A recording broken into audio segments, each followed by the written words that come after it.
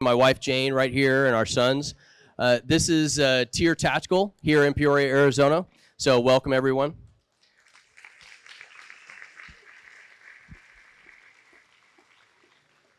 So we have an amazing event tonight with LD28. I want to introduce Lori Bango, our chairwoman for LD28. We've gotten to know each other over the last couple of months, and it's just been awesome to actually see the support that has been building inside LD28 as well as LD27, and the energy that we're pouring into this election, both from the primary and the general election, is amazing. We need more of it, and we need more involvement from everybody for every candidate that's up here. So with that, Lori. Thank you so much, Jason. And can we all give Jason our gratitude for hosting this amazing event? Thank you so much. Wow. I mean, we have over 350 people here. So thank you so much for the space. So generous. And for the dinner, he provided dinner as well. So thank you so much. What a blessing. Well, good evening. My name is Lori Bango. I'm your chairwoman of Legislative District 28. We are the largest Republican-leaning district in the state. We are plus 24, so that's pretty amazing, isn't it? That's right. Well, we're going to begin our evening as we should, devoting it to the Lord. And so I welcome up Bonnie Angster. She is going to lead us in prayer this evening. Thank you. What a privilege it is to come before the Lord. We have such an amazing country, do we not? Yes, and it's one thing what we want to really celebrate for sure. We've had some very interesting elections in the past. I'm going to use this at my own Republican club tomorrow. In 1800, Jefferson won the presidency by only one vote. Submitted by the House of Representatives, John Adams lost to him. In 1824, it was Andrew Jackson who also lost by one vote. The House of Representatives voted for John Quincy Adams. And I don't have my little fake thing about the hanging chads with me tonight, but that was a vote that came by the Supreme Court. So we've had some amazing situations happen in our country. And as we consider this vote that's coming up in the primary, it is such an awesome privilege to realize that if you do not vote, you have no voice in the public square. Long ago in history, there was a group of people that left slavery and made their way to the promised land. There was so much bickering and fighting that was going on. And Jethro, the father-in-law of Moses, said, "You need to do this." And this is our mandate for how we vote in this primary. It comes out of Exodus 18:21. "Moreover, you shall provide out of all the people able men," I'll insert women, "which fear God of truth, hating unjust gain, and place such over them to the rulers of thousands, rulers and hundreds, rulers of 50s, and rulers of 10s. Our awesome founding fathers chose this as one of the verses to set up our 3 branches of government. It goes that far back, and we're so grateful. Let us pray. Father, in the name of Jesus, we come before you tonight. We have been given such an incredible sacred privilege to come before you and select our candidates in this primary. It's an awesome privilege that we have so many to choose from this year, so many who have stepped into the fray and have made a decision to take the risk. Help us to be wise. Wisdom is so incredible at this point, at this conjuncture of our country. It's absolutely necessary. Cause us to carefully, prayerfully, watchfully select those candidates on the ballot. We look to you to be the awesome one who covers this evening, and may each candidate come forth, that they actually bring their message forth. May it be garnered by you in Jesus' name. Amen. Amen. Thank you, Bonnie. Thank you, Bonnie. Please remain standing for the Pledge of Allegiance. Okay, face this. So the goal of this is a 4-year-old, a 9-year-old, a 10-year-old. And if they can start it, we can all participate, right? Right? So hands on your heart. Hands on your heart. Go ahead and start. Let's go. Pledge allegiance to the flag, United States of America, and to the republic for which it stands, one nation, under God, indivisible, with liberty and justice for all.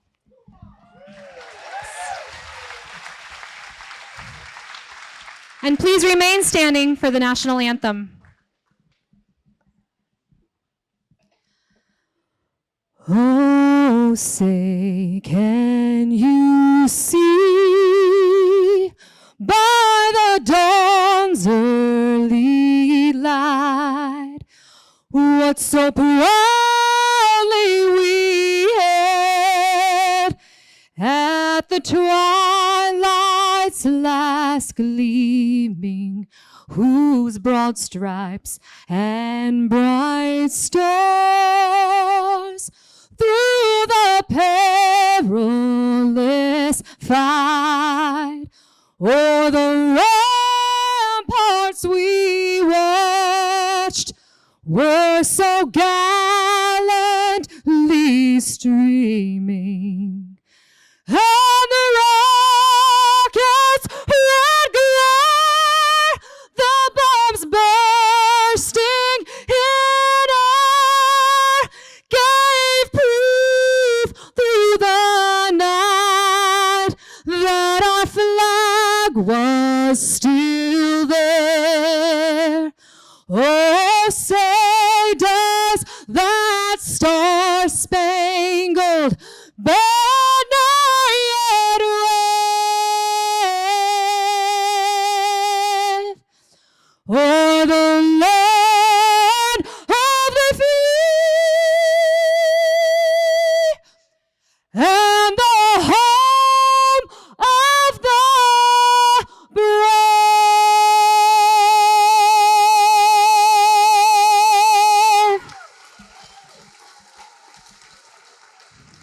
Thank you. God bless America.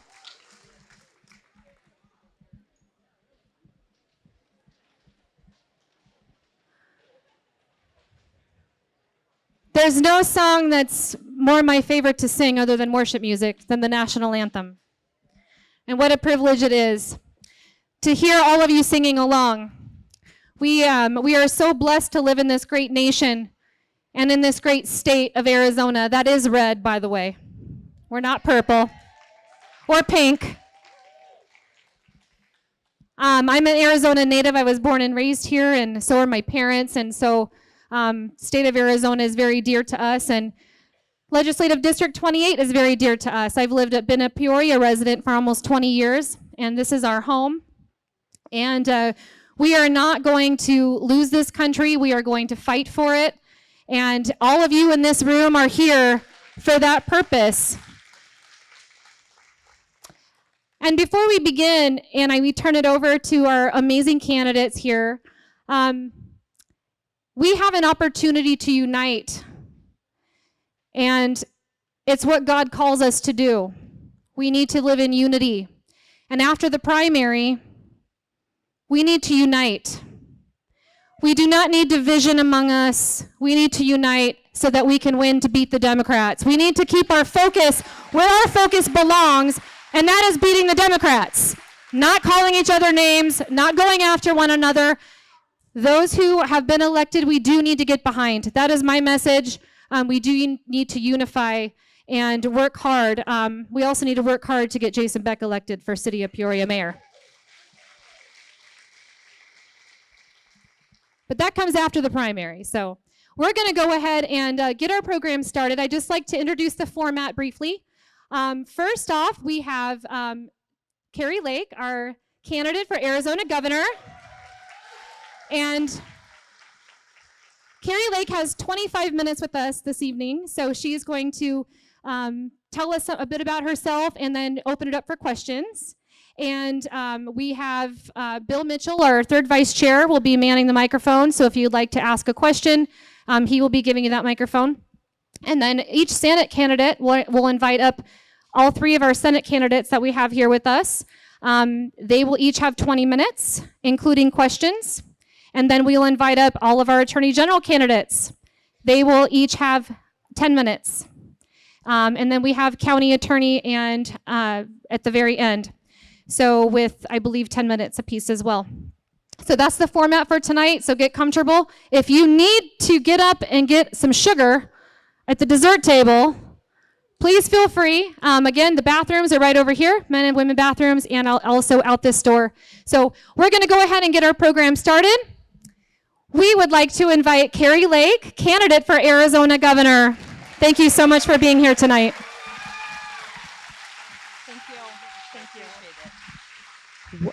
Wow, this is an LD meeting in LD 28. This is amazing.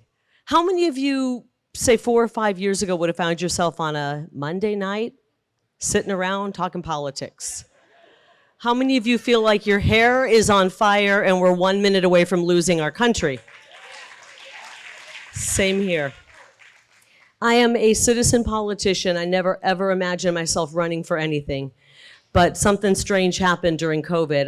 I had a lot of epiphanies. One of them was that the job that I had done so well and loved for so many years had gone completely rogue and was pushing propaganda, and I no longer wanted to do that. And I walked away from a very large salary and a successful career and said, I can't do this anymore. It's not just biased, it's not just unethical, it's frankly immoral. And I walked away from my career not realizing what I would do next, but God tapped me on the shoulder when people started reaching out to me saying, would you please consider running for office? We need somebody we trust. We need somebody who understands our issues, who understands Arizona, who we know, and who has integrity.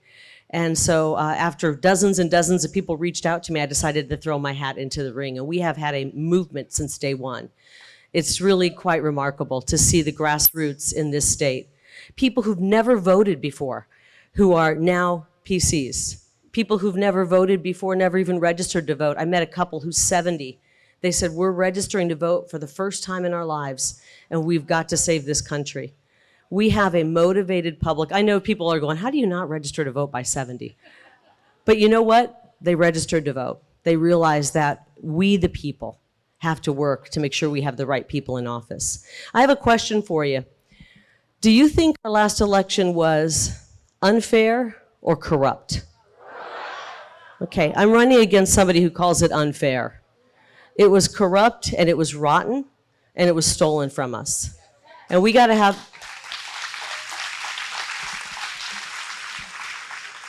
We have to elect somebody who understands that fact. And we have to elect somebody who's willing to get into office and clean that mess up. Because we can't go forward as a country if we have rotten, corrupt, stolen elections. And the person I'm running against simply calls it unfair. I'm very concerned about this person I'm running against. We're at a moment in Arizona history and in our history of the country where we're about ready to lose this country. And we are at a crossroads in Arizona. And I didn't quite realize it when I stepped in until I've gotten to know the players well. And some of these positions that we have open in these races, we've got a couple of good people. We've got some real patriots out there. In the governor's race, we have one choice if you want America first, and it's me. It's me. And I'm just up here wanting to have you guys be my boss. It's we the people who will take back our government. I'm running against a woman who is a complete rhino, and I think we saw it when Governor Ducey gave her the kiss of death and endorsed her. Anybody notice that?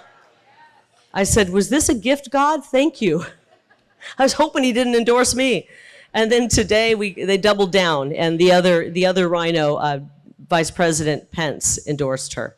I think that lays out where we are right now.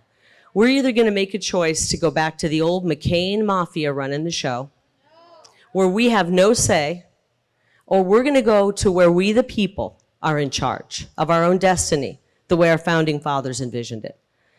So I want to lay that out. I want to lay it out very clear. I just talked to President Trump's people tonight on my way here. He's endorsed me. He understands what's at stake. He knows that we are going to go either back in the wrong direction or we're going to go America first. And frankly, America first is the only way out of the mess we're in.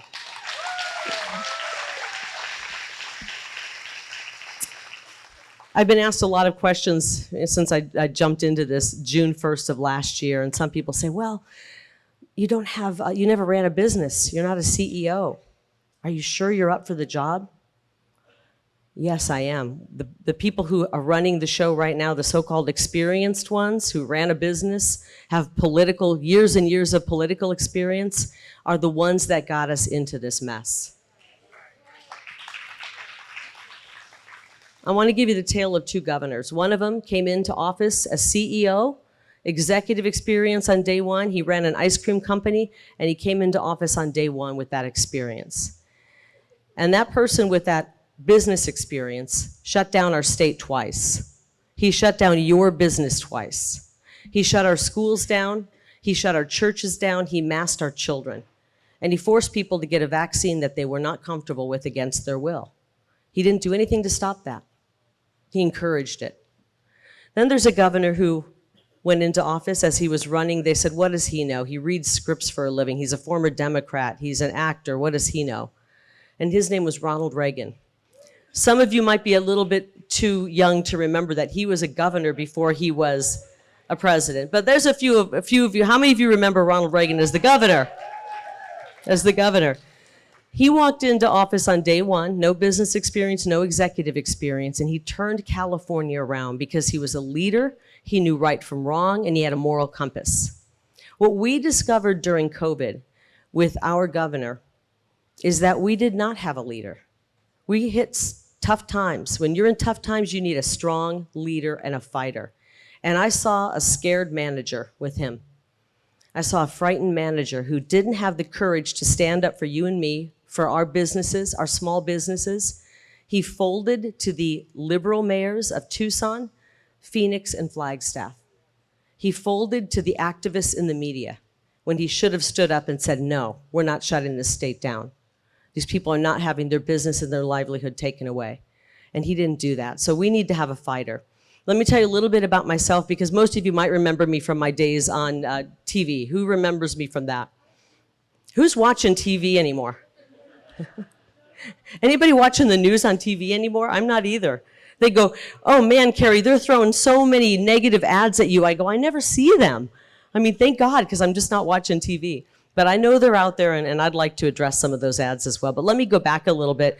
I'm the youngest of 9. I grew up in Iowa. My dad was a public school teacher. He taught history and government, and he was a football coach. And he raised all 9 of us to be tough, because we didn't have a lot of money. So everything we had to work hard to get. If you wanted shampoo, you had to get a job to buy the shampoo.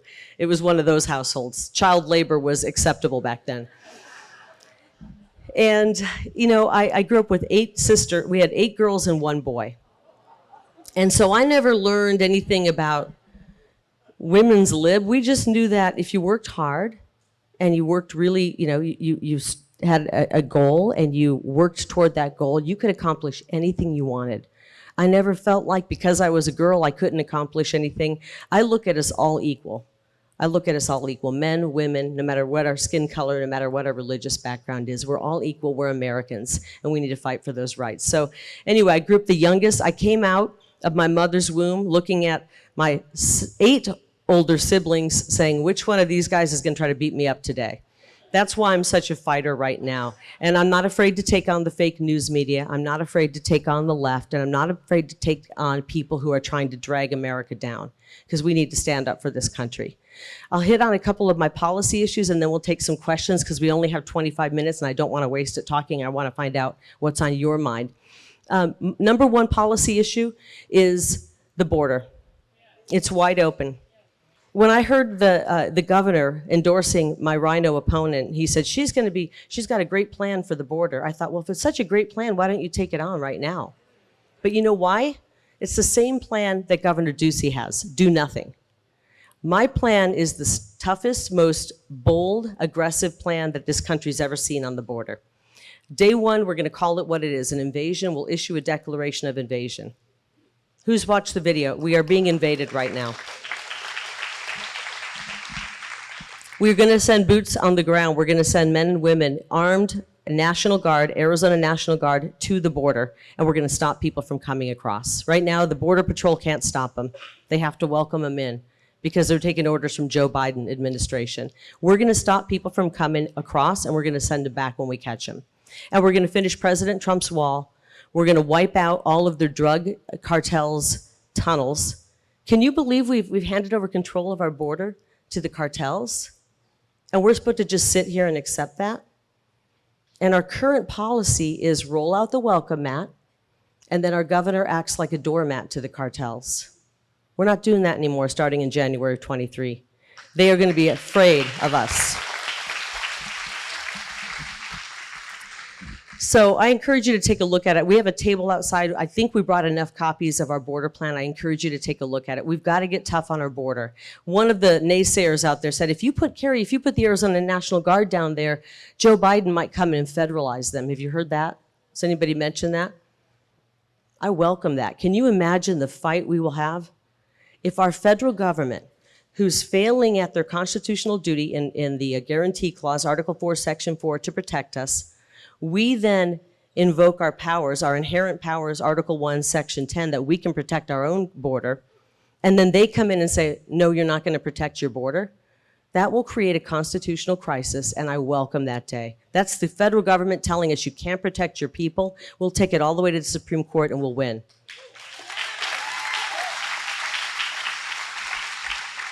As a matter of fact, I kind of hope that happens. I want to see what happens when Joe Biden comes to Arizona and says you can't protect your people and you can't protect your border.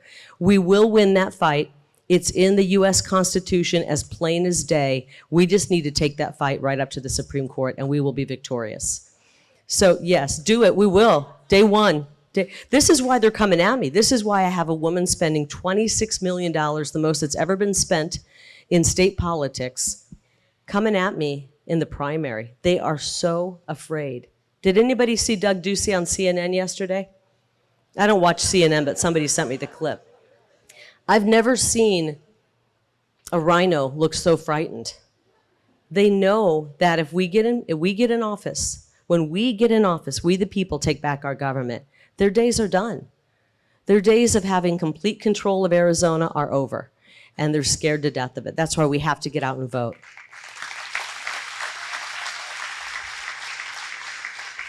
I've been working really hard on election integrity. I think that's just as important as securing our border is having honest elections.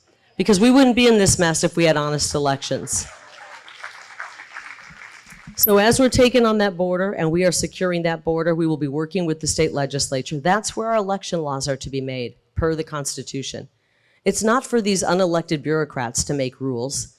The legislature, the state legislature, writes our election laws, and we didn't follow our election laws last time. They broke laws, and we had a corrupt election because of it. And I'm the only one who said we should have decertified that election. The only one running who said that, and we should. It's outrageous that they stole that election. We are going to bring back sanity to our election. We want to make it easy to vote and impossible to cheat.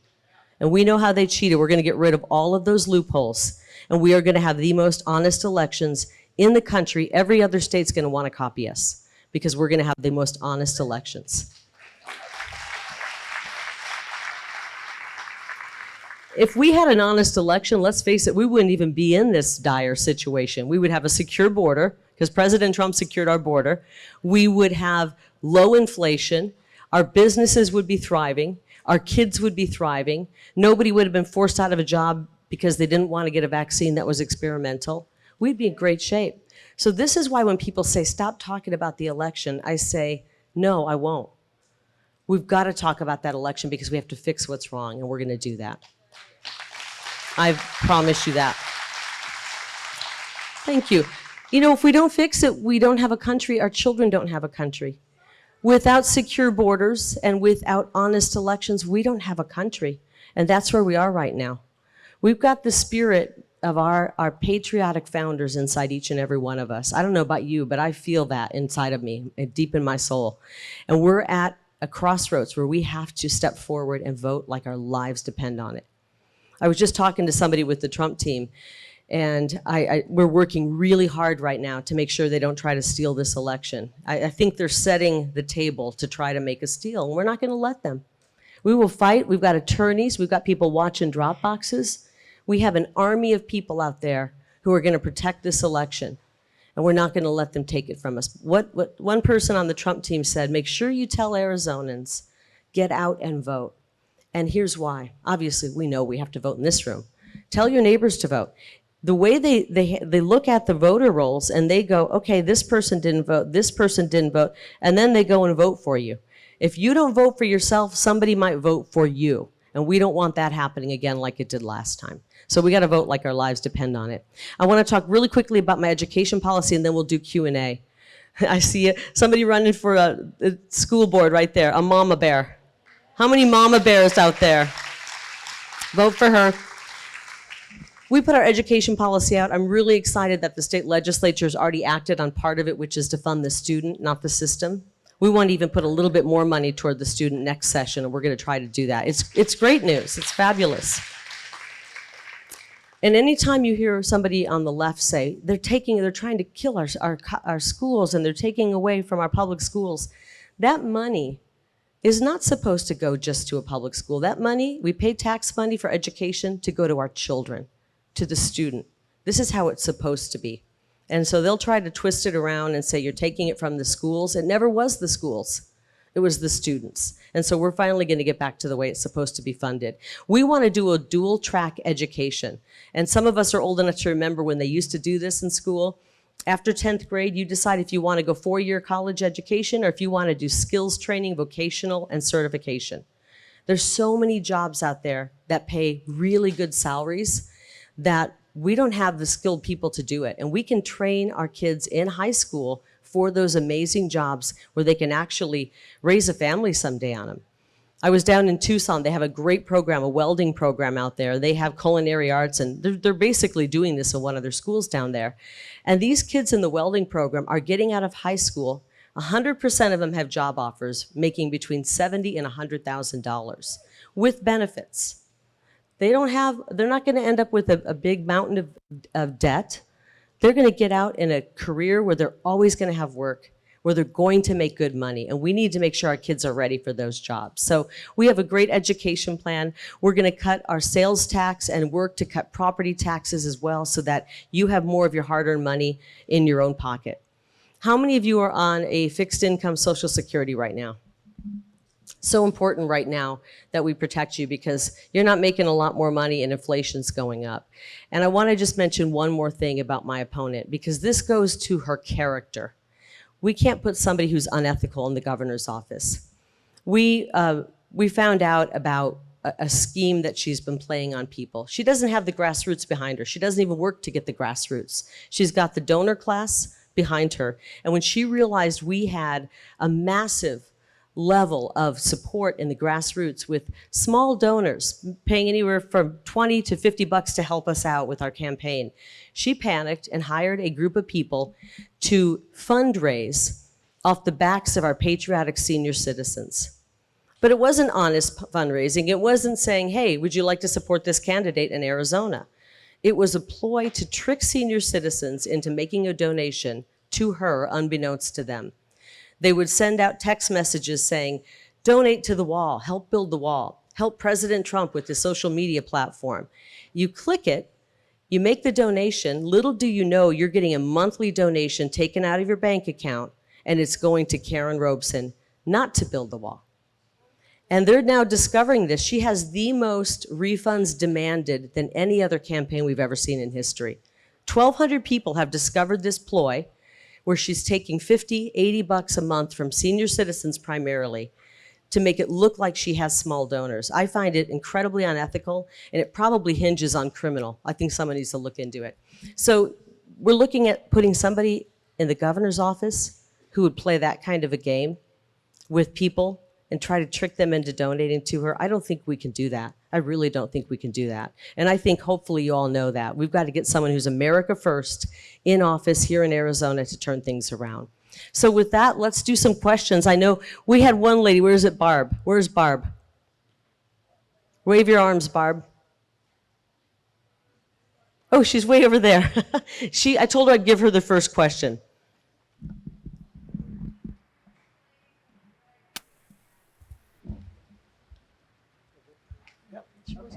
Explain the drag queen ads. Yes, I will. I want the mean questions, by the way. Don't give me the easy ones. I haven't seen them, but I do know that they're trying to accuse me. Does anybody in here believe that that I had a drag queen at my home to do a show for my children? Please don't believe. If you believe that, pull yourself away from the TV, please. You're being brainwashed. But did I know that person? Yes, I did. I covered that person for 20 years. He was in the news, and funny guy, comedian, and I had been to his show, but he's never been to my home. He's never performed in front of my children at my home. That is a lie, but it shows you where they'll go. They'll take a little morsel of something and turn it into a big mountain of a lie. The issue is not if you want to go see a performer as an adult. If you guys want to do that, go for it. You're free to do that. And I think any sane person would say, we don't want our tax dollars going to drag shows in schools. That's what the issue is. Am I okay with that, right? But rather than cover the issue, they try to turn it into a smear. This person who made the accusations is actively working for Katie Hobbs, told the Washington Post that he's trying to damage our campaign, and he's lying. And we are seeking, we've reached out to him, our attorneys have, and we're seeking to sue him for defamation. And we're not gonna lay down without a fight on these things. I wanna throw one more thing, because I know she was asking earlier, Barb, was about the negative ads. I know they've been attacking me for a vote for a Democrat in the past. How many of you know anybody in your life who at one point might have voted Democrat, woke up, saw the light, and now they are hardcore, staunch Republican? You know somebody in your life? Maybe you're still waiting for somebody in your life to wake up. So am I. I've got a few of them. Listen, President Trump used to be a Democrat, and so did Ronald Reagan. And I'd be on the Reagan-Trump Lake team over the Romney, McCain, and Cheney team any day of the week. Any day of the week. But for the record, I have been a registered Republican since I was 18, except for 4 years when I registered as a Democrat and 2 years as an independent. And frankly, I think it's going to help us going into the general election. They say, oh, she's too left, she's too right, she's too this. We need somebody who can get people, independents, to vote. And we're going to get the independents to vote because we have the best policies. Our America First policies will help independents. Our America First policies will help Democrats and Republicans. And my opponent, I think, is making a fatal mistake here by putting out ads trying to shame people. Think about this, trying to shame people who are waking up and see the light. Can you imagine somebody wakes up to the lies of the Democrat Party and they see those ads and they go, well, I guess the Republican Party doesn't want us. Based on those ads, I will tell you right now, if you're waking up to the lies of the Democrats, I want your vote and you're welcome into the America First Republican Party. Very important that we wake people up right now and welcome them in. We want to win with more votes. They get the dead people to vote. We need the real people to vote.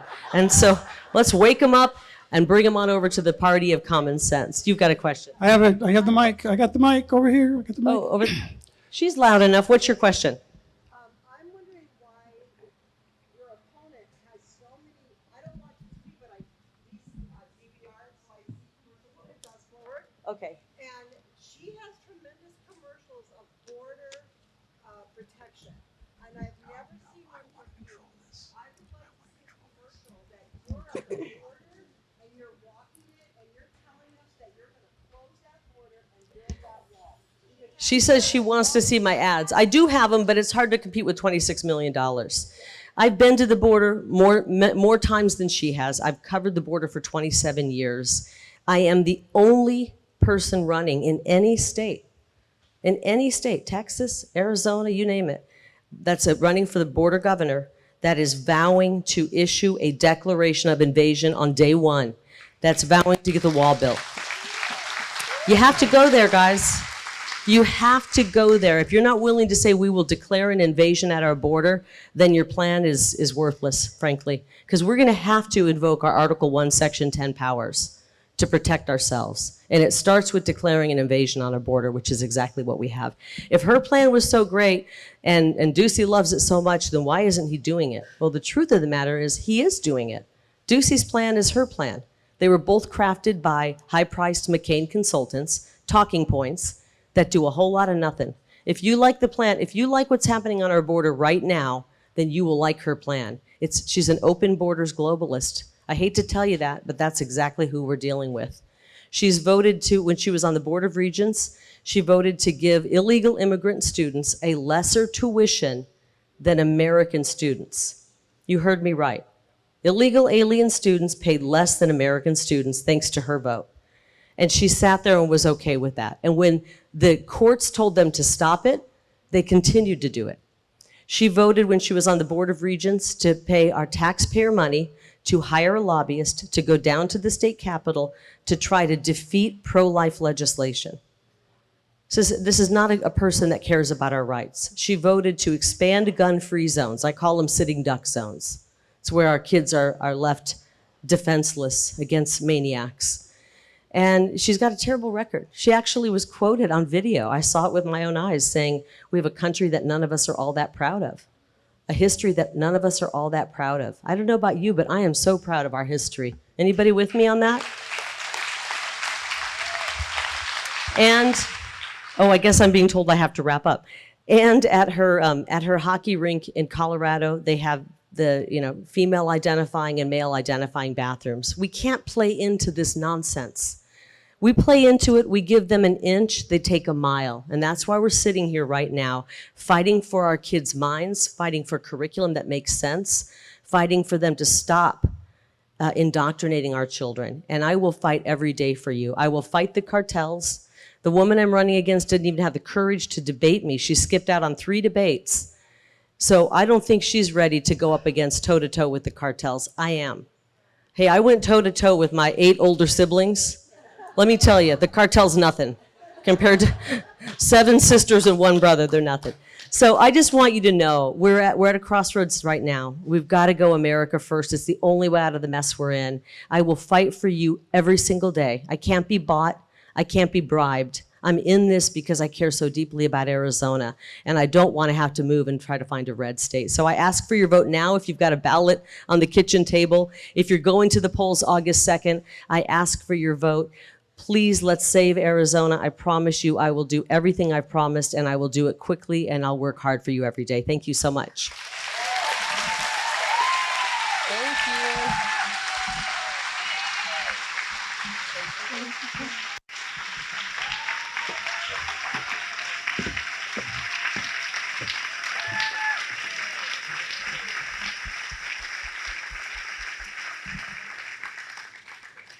Thank you all so much. My name is Monet Bax, and I am the first vice chair of LD28. I would like to start off with saying thank you to all of you for showing up. I think that this is a depiction of what's coming for Democrats when you look around this room. So let's show up like Lori and Miss Lake said. Let's go to the polls and let's show them that we mean business this time. So before we get any further, may I please have our 3 U.S. Senate candidates come sit at this table here in the front before we get started. And while they're walking up, I'd like to thank Mr. and Mrs. Beck for hosting this wonderful event.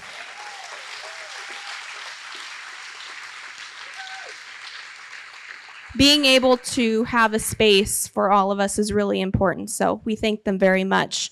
And Mr. Lamon, I'll just have you stay over here, so sorry. But without further ado, can we please have a round of applause for our next speaker, running for U.S. Senate, Jim Lamon.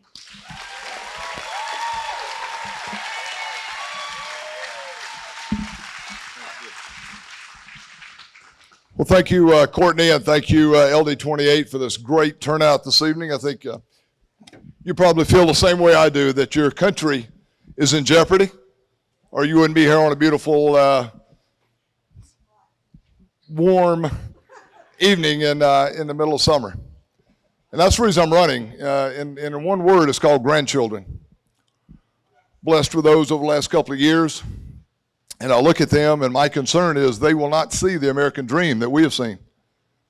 In fact, it may be far worse that the Marxists have been taking this country inch by inch for so many years, and now it's on a rapid decline because of the Marxists that are in the White House and in that administration and in the U.S. Senate seat called Mark Kelly. So guys, I think we have a common enemy and a common goal, and that is to send Mark Kelly back to Beijing this year, right?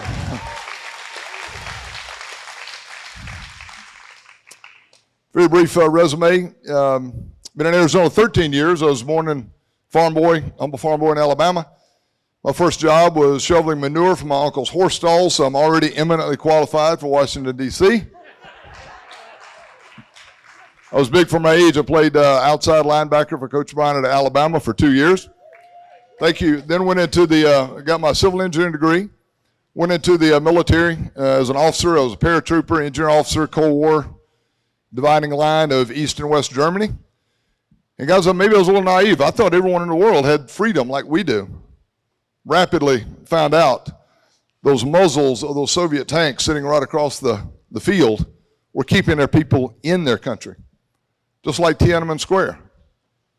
Just like today, where 86 million Communist Chinese Party control 1.3 billion people.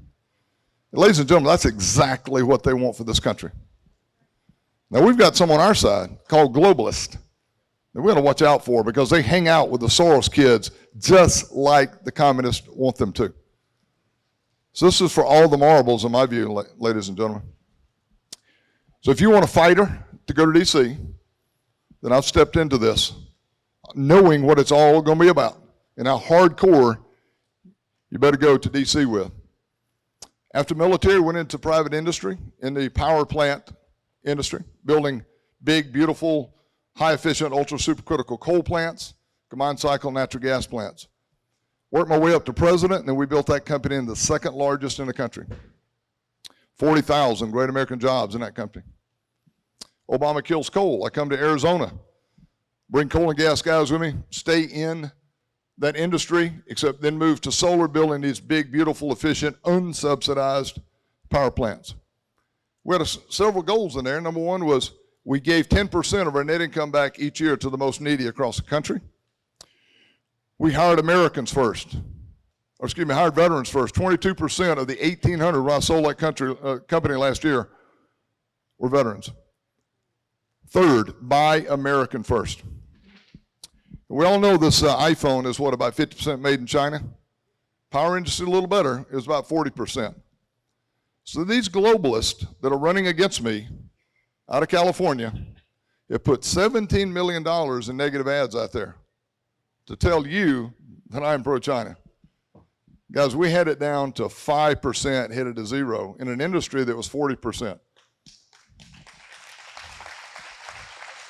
So just think about that hypocrisy when you pull out your ballot. In addition to that money coming from California, which is Peter Thiel, the founding Facebook board member, who when he left the board 2 months ago said Peter Thiel was his most trusted advisor. That's the only guy that Blake Masters ever worked for. The guy's never created a job. So guys, what am I doing to counter that? I've had to put in the same amount of money on my side, but it's personal money along with thousands of small donations because my country is that important. Having sold that company last year, I don't need a job, but by gosh, we need a country and need to stand up for it. So guys, what are my credentials? Why would you trust me? Well, number one, there's only one candidate in this race who actually supported the audit, who stood up and said, something wrong here. I put in hundreds of thousands of dollars because the legislature didn't appropriate enough money. They didn't. And so we, as business guys, had to step up. And we found 14 areas of fraud. 6 of those, thanks to our legislature, have now been passed into law. We have 8 more to go. I'm the only guy who's ever given $1 to conservatives in this race. Not a single other candidate, despite long-time government jobs or coming from big tech, Facebook, have never once given $1 to a fellow conservative. Myself, my company, millions, because it's the right thing to do. Just like giving 10% to the most needy. You need to help others. And guys, I've given to the Freedom Caucus, Andy Biggs and a group, Arizona House and Senate to keep our majority. President Trump, Freedom Works. Some would say, well, Jim, why did President Trump make the wrong decision? Well, A, only he knows that. But B, I don't think he knew when he did that Blake wrote about being for a super liberal libertarian, open borders, open drug trade, and convincing people to turn to pro-choice. I didn't write this stuff, guys. It's on your table. So my point of it is that Peter Thiel and President Trump have good, strong business relationships. Hey, it's private money. That's great. I'm running on the boss's policies. Secure the southern border, America first, downsize federal government. But the boss has made some bad decisions before personally, and he's made a really bad one here. But my point, guys, is I run on my record, and we are neck and neck in this race. It's down to the two of us, neck and neck. Right now we're leading about 2.5 points, but more importantly is that in all the national races, everyone who's polling the national election against Mark Kelly, I am neck and neck with him. Masters is down 9, Berno's down 12. The other guys don't rate.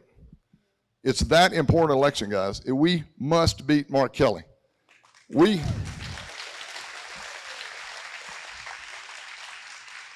control the keys to stopping the far left agenda by flipping the U.S. Senate. There's only 3 competitive races, Arizona, Georgia, and Nevada. Laxalt's doing good in Nevada. He's even up. But unfortunately, we know how Clark County unions come to vote at midnight on election night. Herschel's down 4 in Georgia. Okay? Now, we find out today in the latest poll that Oz is down 6 in Pennsylvania. So we have to flip Nevada and Arizona to stop this far left agenda. But we can do it. As President Reagan, one of the best things I ever heard him say was, this country is only one election away from turning things around. I served in the military under Carter, so I know how bad it can get.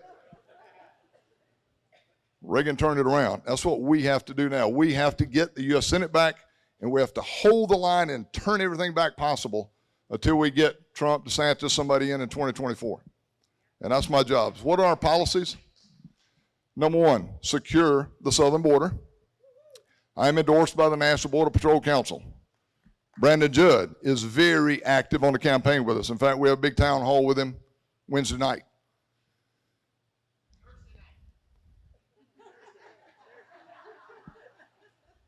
Thank you, Nick. Securing that southern border, by the way, number 1, they say, I listen to them. I'm a business guy. I got to listen to the experts. Jim, remain in Mexico policy. What does that mean? All the border agents can say, stop, go back, get your case adjudicated in the country you came from. That's number 1. We did it in 2020. Trump had it as an executive order. We didn't get it into law, so Biden rips it up. So they're coming across 52,000 a week. We had it down to 2,000. My goal, number 1 policy goal, is to get Remain in Mexico codified into law so the border can enforce it and do everything I humanly possibly can do to shut down business in U.S. Senate until we get that done.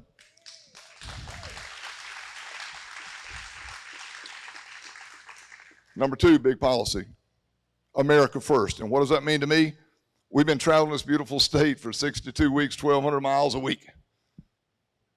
And in doing that, I got to know the people of Arizona extremely well. And again, I listen to understand what it is that they need and want. What does that mean? Bring back our core manufacturing. China strategically has way too much advantage over us, from pharmaceuticals to steel, you name it. We cannot survive as a society. It's going to be tough, guys, but we must bring it back. Tariff those goods when they're coming through those ports. They don't play by the same rules. They don't do air pollution control or water pollution controls. They don't do safe working conditions. They have to pay that tariff of what we would have to pay for. Put that in investment tax credits, make it available for U.S. businesses to get our manufacturing up and up fast. Mining. Arizona's a mother lode of mining. Get those jobs going. The EPA, Bureau of Land Management, Forest Service. I've been up against these clowns for 30 years. I know what tactics they use to delay things, and they have to be put back in their box. They're delaying American progress simply to send it to China because they are full of Marxists. I've met thousands of these guys and ladies. They have no problem with the pollution that happens in China, but they stop it in America, and that has to stop because we're the cleanest place to mine and manufacture, and also those are great jobs for our kids. Very brief example, the world's largest known untapped source of manganese, which is making structural steel hard. It makes, for battle tanks, make our steel hard. 80% comes from China today. Yet the world's largest untapped reserve, 14 miles outside of Nogales, 7,000 jobs, $72,000 starting salaries. This is absolute what's happened in D.C. of politicians selling out our country to China, from Wall Street to you name it. Guys, nobody can buy me. I'm putting in the money it takes to win this race. I'll put in whatever it takes to beat Mark Kelly because my country and your country is that important. But someone,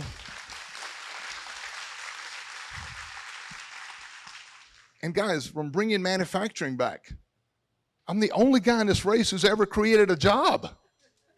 None of these other guys from big tech or government have ever done that.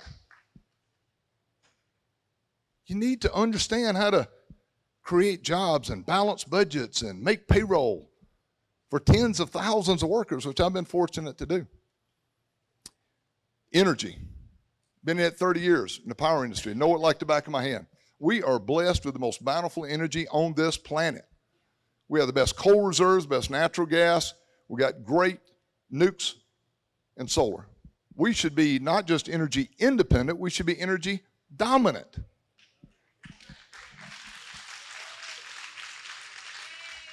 Serve our own needs, and then those beautiful coal reserves, China's building a coal plant a month, sell it to them, but put 30% excise tax on it, and it goes straight to paying down the national debt for our kids and grandkids.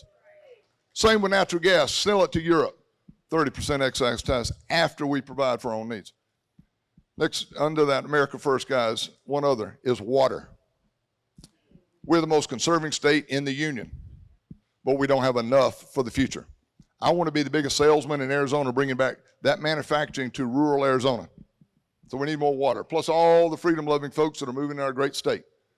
We need water. 20 years ago, Bureau of Land Management, Bureau of Land Reclamation laid out aqueduct from Davenport, Iowa to Mississippi to just below Flaming Gorge Dam in Colorado, headwaters of the Colorado. 20 years ago, they saw this coming. They found me. They said, Jim, we've been watching your race. You're a get-stuff-done guy. You're not a politician. You're not a government guy. You're not a lawyer. Thank you, God. And so we want to come out. On their nickel, they've been out here 10 times. And we laid it out, updated the plan. Guys, it's just eminently doable. Instead of an aqueduct, though, we bore it. Elon Musk, boring company, big 30-foot diameter pipe. 3 years, they're going to have water after getting the permits. 4 million acre feet, which is what we're short in Arizona, Nevada, Utah, Colorado combined. I mean, I said, guys, why hasn't this been done? They said, Jim, you don't get it. Politicians aren't about doing anything except getting reelected. Guys, I don't give a darn if you want to talk to me about being outside of, for being political or getting on Fox and stuff. Guys, I'm going there for my kids and grandkids and yours to get stuff done. Third big policy gets federal government out of our lives and out of our face. Our strategy as country, as a business guy, is called the Constitution Bill of Rights. Nowhere in there does it describe what's going on in Washington today by any stretch of the imagination. So let's stop it. And let's get this spending under control. My priorities of spending, number one, is military, law enforcement, basically the security of this country, border, ICE. Number two, Medicare, Social Security. Those two things must be funded. After that, by gosh, everything's on the table to get this country back to a balance.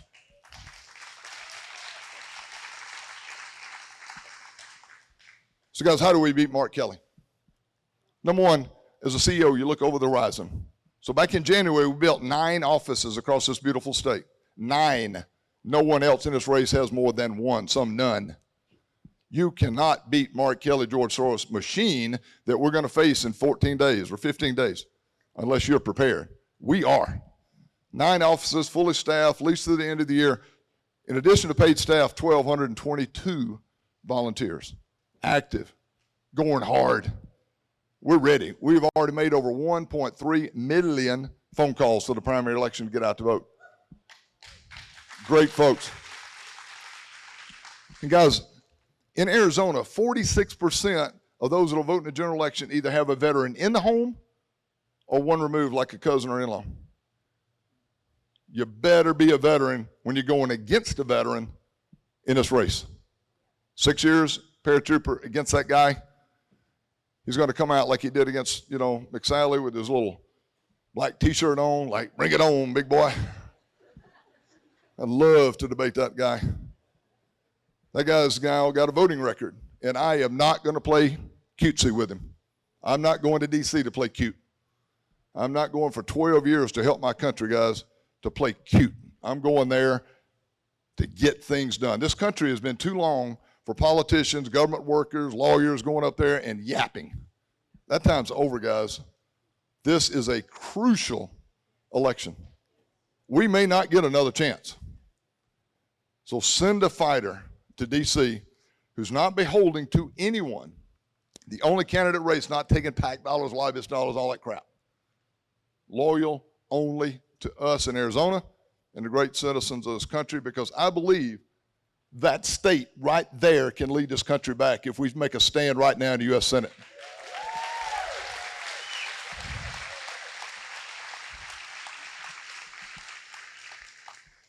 Questions, please. Yes, ma'am. Thank you, dear. You were going to save me some banana cream pie too, right?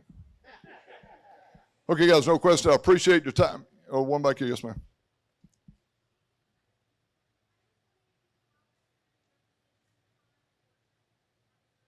Position on abortion. I am pro-life, and I'm extremely thankful that my mother was as well. The only candidate who's gotten accolades from the Arizona Life Coalition, me.